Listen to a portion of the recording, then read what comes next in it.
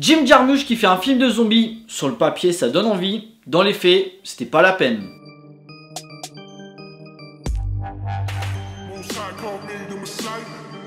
Bonjour à tous, il va être question de The Dead Don't Die, le nouveau film de Jim Jarmusch.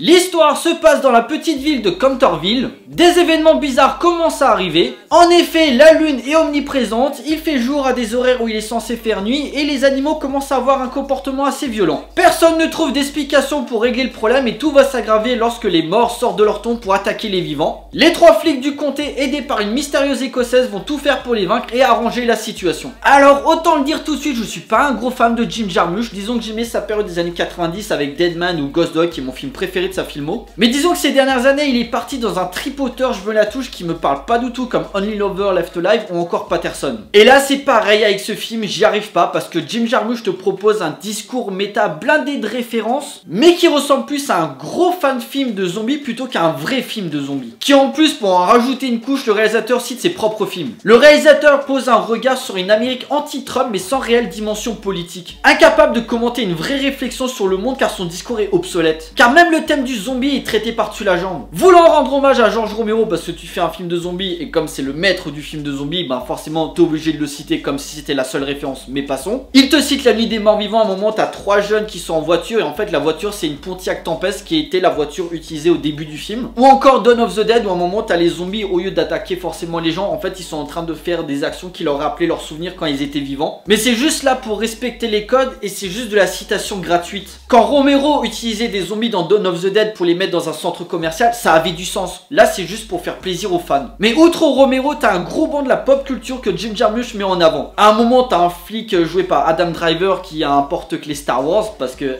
il a joué dans les derniers Star Wars, t'as vu la référence hein. T'as l'écossais joué par Tilda Swinton qui a un katana, donc forcément ça fait des références à Kill Bill et même à Ghost Dog de Jim Jarmusch justement. Le Seigneur des Anneaux parce qu'il y a un mec, on n'arrête pas de l'appeler Frodon, enfin bref.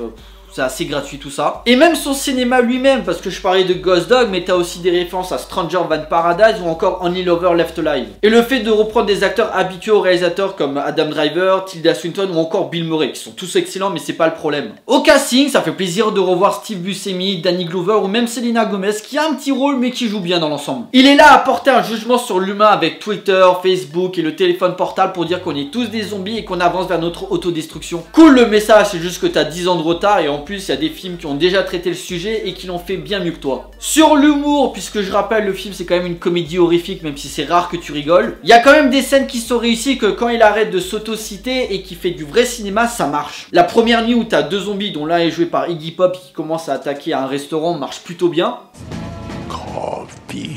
Ou une deuxième où justement le personnage de Tilda Swinton qui travaille dans une morgue, en fait elle est là pour s'occuper de 2 zombies, tu sais quand tu meurs, du coup t'as la personne de la morgue qui est en train de te maquiller pour que tu sois présentable lors de l'enterrement. Elle est en train de s'occuper de 2 personnes et d'un coup t'en as un qui ouvre les yeux, elle les referme, pareil pour l'autre, d'un coup il les ouvre en même temps et commence à essayer de l'attaquer et elle défonce avec son katana.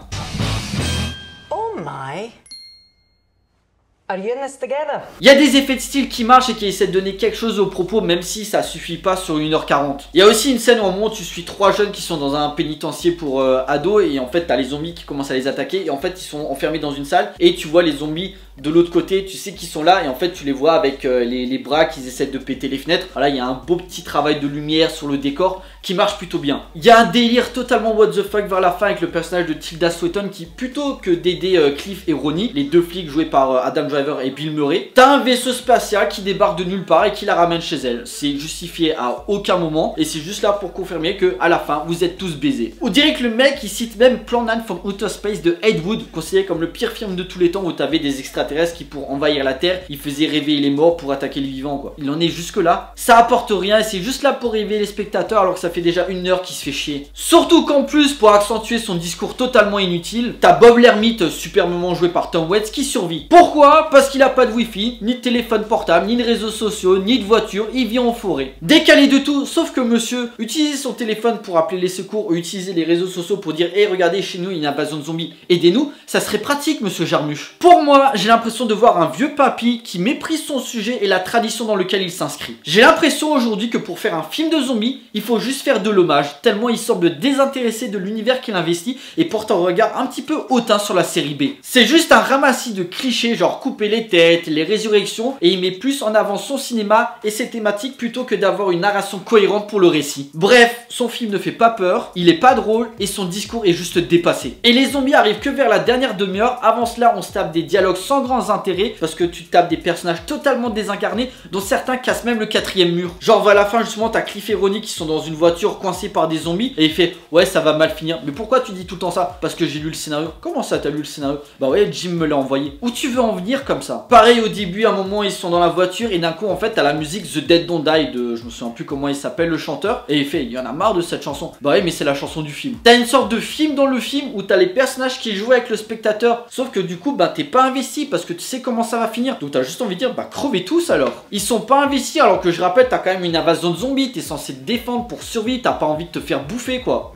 Mais non. C'est un film de zombies qui ne s'assume pas, donc pourquoi faire un film de zombies si t'as rien d'intéressant à dire? Et j'ai pas de problème avec les films contemplatifs qui ont un rythme assez lent, mais le truc c'est que si il peut durer 1h10, 1h30 ou 3h, si t'as rien d'intéressant à me dire en termes de thématique et en termes de message, bah je me fais chier. Au bout d'une demi-heure, je savais où allait partir le film, ce qui fait qu'à la moitié du film, bah je m'ennuyais parce que je savais très bien comment allait finir le film. Et c'est quoi son message? Oh là là, on utilise trop son téléphone, on vit dans un monde capitaliste et de surconsommation. Waouh, bon, ça je savais pas. Le côté métal, les blagues pas drôles et le peu de violence ne sert pas à donner une cohésion au propos. Le mec il va attaquer sur plusieurs fronts, mais il gratte juste la surface. T'avais une époque où justement le cinéma genre était pas trop apprécié, pourquoi? Parce que les réalisateurs tapaient où ça faisait mal. T'avais des réalisateurs justement comme George Romero, Carpenter ou encore Toby Hooper qui grâce à leurs films criaient leur colère contre le système. Putain mais si aujourd'hui t'as des réalisateurs, ils veulent faire un film d'horreur mais ils ont rien à dire comme discours, mais il va droit dans le mur. Il y a pas longtemps il y avait Shaun of the Dead qui passait à la télé, j'avais pas l'intention de le regarder, j'ai déjà vu plein de fois, mais en fait je suis tombé sur la scène où à un moment ils veulent entrer dans le bar sauf qu'à l'entrée il y a plein de zombies. Alors du coup t'as une des meufs qui est un petit peu actrice, alors du coup il est là, oui voilà pour se fondre dans la masse vous devez vous comporter comme des zombies. Bah la scène dure 2-3 minutes mais elle donne tellement plus de sens, il y a tellement de choses à dire que 1h40 de The Dead Don't Die. C'est vous dire pourquoi? Parce que Edgar Wright a su digérer ses références, mais grâce à sa mise en scène a pu apporter du sang neuf au film de zombies, ce que Jim Jarmusch n'est pas capable de faire. Bref, en conclusion, The Dead Don't Die, je vous le conseille pas, plutôt qu'un hommage, pour moi c'est un je m'en foutisme perpétuel au genre auquel il investit et un crachat à tous les fans de films de zombies. Et pourtant à la base j'étais bien parti, hein, la bonne annonce donnée envie, le casting, tu me mets des zombies, moi il y avait tous les ingrédients pour que je sois à fond. Mais non, l'humour ne marche pas, le timing et le rythme non plus, et t'as même pas pour les fans d'horreur un petit peu de gore pour te mettre quelque chose sous la dent, même pas. C'est un égo trip prétentieux qui méprise son sujet et le genre du cinéma d'horreur. Mais bon, à Cannes ça fait l'ouverture, hein, bah oui, parce qu'on aime bien des films et des réalisateurs qui aiment se lancer des fleurs, hein. Bref, si vous aimez les réalisateurs et les acteurs, bah allez le voir, mais si vous voulez voir un bon film de zombies, passez votre chemin. Voilà, cette vidéo est à présent terminée, j'espère que ça vous a plu, n'hésitez pas à liker, à partager auprès de vos amis si vous en avez. N'hésitez pas à me laisser des commentaires pour me dire ce que vous avez pensé du film. Pensez à me suivre sur Facebook, Twitter, Instagram, Tipeee ou encore Utip si vous voulez soutenir la chaîne, ça vous coûte rien, vous avez juste à regarder une pub. Et pensez à vous abonner, c'est super important pour moi. Pour nous, on se retrouve pour une prochaine vidéo, d'ici là, portez-vous bien, allez au cinéma, ciao.